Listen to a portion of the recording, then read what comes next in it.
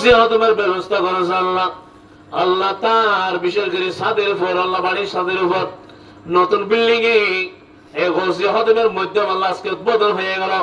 মনামনি প্রফুর রহিম আল্লাহ খতম শরীফ আল্লাহ শুরু হতে শেষ পর্যন্ত বাদে শাহ এশারের নামাজ আদায় করে দুনিয়াবি কোনো কাজে লিপ্ত না হয়ে আমার গৌসে পাকের ছায়া তলে বসে গেলাম আল্লাহ।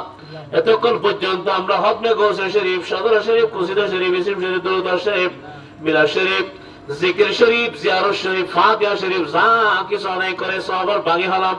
এগুলো লক্ষ কোটি কোটি বৃদ্ধ করে ও মৌলা মুনিব আপনার দরবারে কবুল করে। যে নবী না হলে আসমান হতো না, জমিন হতো না। যে নবীর মাধ্যমে কোরআন পেয়েছি, হাদিস পেয়েছি, নামাজ পেয়েছি আল্লাহ, যে নবী না আসতে তুমি খোদার পরিচয় পাইতাম না আল্লাহ।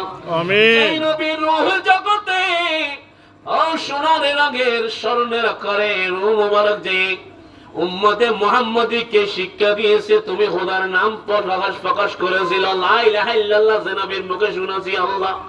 রূহ জগতের যিনি আপনার পরিচয় দিল, আপনি পরিচয় দিয়েছেন মুহাম্মদুর রাসূলুল্লাহ। সমস্ত রূহ জগতে আপনার পরিচয় নবী দিল, নবীর পরিচয় আল্লাহ দিলেন।